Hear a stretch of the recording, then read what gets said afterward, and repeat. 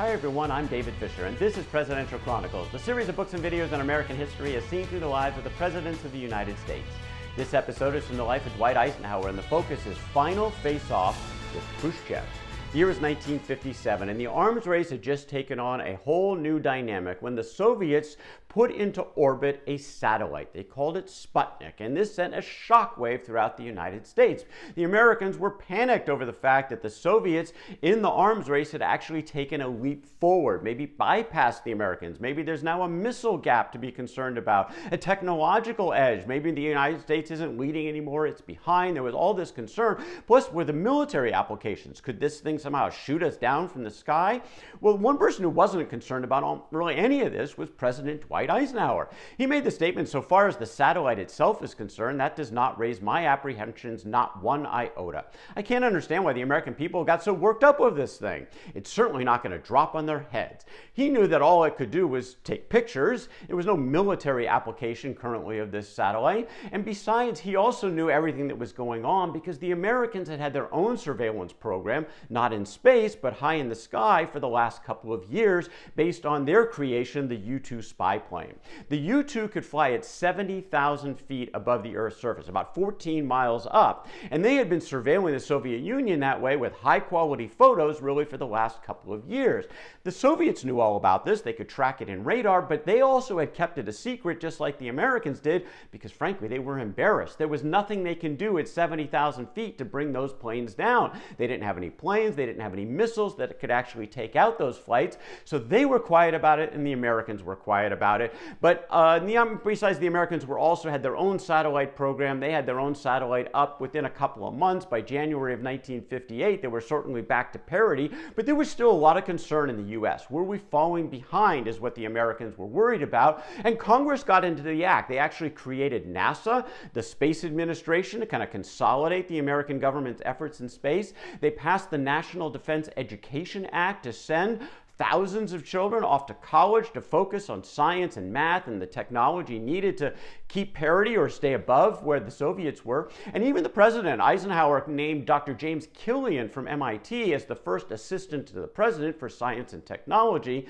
Panic in the country, not so much in the White House. In fact, there was a panic in the White House over a very different situation, November the 25th of 1957, when the president suffered a stroke. All of a sudden, he found himself unable to speak intelligently. He said, "It was impossible for me to express any coherent thought whatsoever. I began to feel truly helpless." In fact, after several days, he did recover, and recovered seemed to be okay, but he was pretty worried about this, and he considered resigning the presidency. He did not want to be what Woodrow Wilson did to the country when he suffered his major stroke with a little year or so to go in his presidency, and basically left the country without a president for the last year of his term in office, and Ike was not going to let that happen.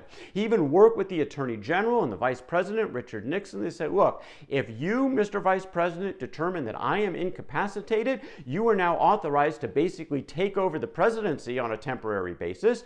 I, the President, will retain the right to write a letter and return that power to myself," because this was all before the 25th Amendment articulated ways that something like this would happen. And so they had this process in place, and Eisenhower decided to give himself one major test. There was a NATO summit planned for Paris around this same time, and Ike said, "Look, I'm going to go. I'm not going to rest through this. I'm going to go. I'm going to put myself through the motions. I'm going to all the meetings, and if I can do it all and my health holds up, fine, I'll keep going. If not, I will resign the presidency." He went off to the NATO summit. He actually did great. He went to all those meetings, got a lot of confidence in his own health, didn't have a health scare really for the rest of his presidency, but it was a little touch and go there for a little bit in late 1957.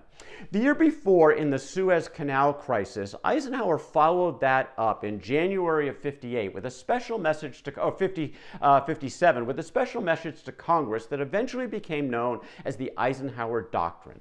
What he basically said was, if there was a fear in the Middle East of communist intrusions into the world there in any of those countries, and any of the Middle East countries wanted the military aid from the West, the United States will come forward and provide that. That's what the Eisenhower Doctrine was all about. Well, nobody had taken him up on that here until late 1958 when it does become an issue.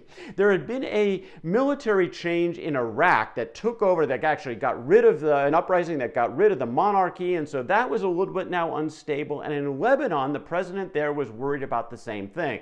There were some uprisings in Lebanon, and Camille Chamoun said, look, Eisenhower has this doctrine. I want help from the West. I'm going to call him and see if he'll actually come through. And so this was a test, a major test for Eisenhower, who said, look, we have to take a strong position rather than a Munich-type position.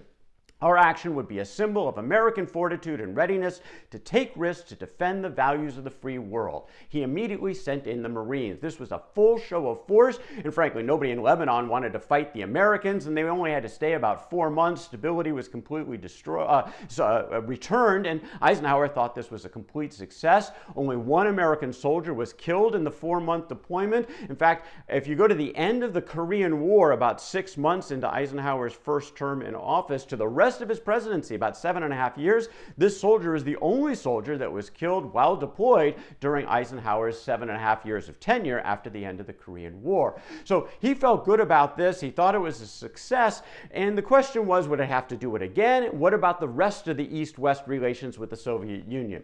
Well, for the Soviets, they were more focused on Europe, and really in particular what was happening in Germany. Soviet Premier Nikita Khrushchev was very concerned. The way things had been left at the end of World War II, the Yalta and Potsdam agreements, that the Soviets had control of Eastern Europe. Berlin, the capital, was in part in Eastern Europe, but they had made special arrangements in Berlin so that that city would also be split. And the Americans, the French, and the British would have control of the western part of the city, and the Soviets would sort of control the eastern part. The problem with that is because it was an open city, a lot of folks who didn't like living under the communist rule, whether it was in Berlin or in Germany or anywhere in Eastern Europe, they would find their ways to East Berlin, make their way over to the West, get out, and Khrushchev was losing a lot of people through this mechanism. He said, well, we can't have this anymore. So all that Yalta and Potsdam stuff, it's over. You've got 6 months, West, to get out of Berlin. You've got a 6-month ultimatum, or else you're going to have to face consequences potentially from the Soviet military. And Dwight Eisenhower said, look, we're not leaving over this. No one in the world could have any confidence in any pledge we make if the U.S. left Berlin, is what Ike told his son John. And so a confrontation seemed to be in the offing here as part of the Cold War. Could it turn hot once again? Well, the clock on this is ticking, and Eisenhower, though, had a card to play, because one thing he knew is that Khrushchev wanted to come to the United States. And so Eisenhower said, well, maybe this is the time. Let's invite him. Let's have some bilateral one-on-one conversations. He extended the invitation, and Khrushchev quickly accepted it. In fact, it sort of put a pause on his whole ultimatum.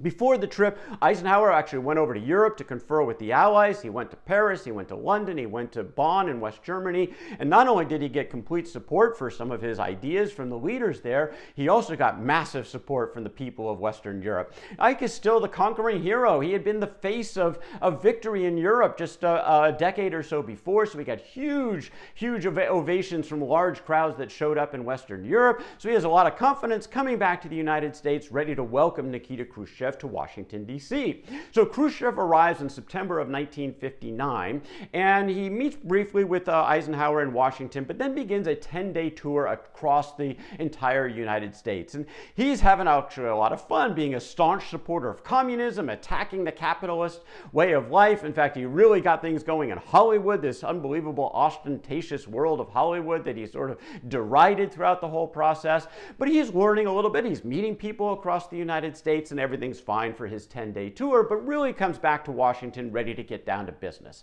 He and Eisenhower then go off to Camp David, not far from Washington, D.C., sort of the presidential retreat in the Catoctin Mountains in northern Maryland, and they sat down and they started talking about all the major issues, about Berlin, the arms race, maybe disarmament, how about inspections, the economy, and frankly, they weren't making any progress. In fact, Ike didn't feel he was making even a connection with Khrushchev. So he said, you know what, I'll try something different. Let's get in a helicopter. Let's go. It's only 15 minutes away. Let's go to the farm at Gettysburg. Maybe it's even a quieter setting. Had a chance for Khrushchev to meet Ike's grandchildren. And sure enough, it was a personal connection that was positive, but frankly, over these 3 days, they made virtually no progress on any of the major topics. Coming out of this gathering, there were really 3 things that were decided. Number one, the Berlin ultimatum was basically pushed off to the side, so that was certainly a successful outcome. Eisenhower agreed to make a return trip to Russia sometime before leaving the presidency in 1960, and they agreed for a Big Four summit. The British, the French, the Soviets, and the Americans were going to get together in Paris in the springtime or so of 1960. Now, throughout Eisenhower's career, he'd always had quite a bit of luck, kind of right place, right time, and even when he stumbled, whether it was in military or politics, things always seemed to work out well for Eisenhower, and that was about to come to an end. This had to do with the U-2 spy program. So this is continuing, and even though it's going to be ending soon, in fact, the flights are about to end because the Americans are launching satellites. They don't need to fly these planes over Soviet airspace anymore. The CIA was urging Eisenhower in April of 1960, we really need one more flight, sir. There's certain things we have to get some pictures of, and Eisenhower approved. He said, you've got up until May 1st to go because mid-May I'm going on this summit and I don't want anything too close to that. So they launched on May the 1st, which happened to be a national holiday in the Soviet Union, the final U-2 flight with their most experienced pilot, Francis Gary Powers, going up. He's about 1,200 miles into the Soviet Union when the Russians launched a dozen or so SAM-2 missiles. And for the first time, got close enough when one of them exploded. It severed the fuel lines of Powers' U-2. He ejected, the plane was damaged, it went down. All the Americans knew that it was lost. Now, Eisenhower had been told all along, if they ever shoot down one of these things, you don't have anything to worry about. The plane will explode, it'll be disintegrated, the pilot will be killed, so there's nothing to use there from a propaganda standpoint or to interview him or interrogate him. Nothing to worry about. It didn't work out that way. 4 days after the U-2 went down, Nikita Khrushchev goes public and says, we shot down this American spy plane. Well, the U.S. knew that the plane had gone down. They were ready with a cover story that basically said one of their weather planes doing weather reconnaissance in the region had somehow gone off track, went over Soviet airspace, and that's what was shot down. Well, that's because they didn't know what Khrushchev knew. A couple of days after that, since the Americans had basically walked into his trap, Khrushchev came with the other side of the story, telling the Supreme Soviet that, comrades, I must tell you a secret. I deliberately did not say that the pilot was alive and in good health and that we have parts of the airplane. In fact, they had Powers' film that made it very clear that this was, in fact, a spy plane. Now, this was Ike's worst nightmare. It was going to be bad news all over the world for the Americans. And what was he going to do? How was he going to respond to this? Some people were saying, look, you got to have a scapegoat. In fact, his son John was saying, fire Allen Dulles, the director of the CIA. It's all his fault. Blame him. And Eisenhower said, look, I'm not going to do that. I'm the president of the United States and the buck stops with me. I'm not going to shift the blame to my underlings, he said. We will just have to endure the storm, and that's what his plan was to do. The real question was, what about that summit just a few days away? Was he even going to go? Was it going to happen? Well, he said, look, I'm going to go. We're all going to go, and we'll just see what happens and see how the cards play out. Well, they didn't play out very well. Khrushchev took the microphone basically at the very beginning of the summit, railed at the Americans for doing this, sort of the duplicitous nature, trying to be friends on one side, spying on the other.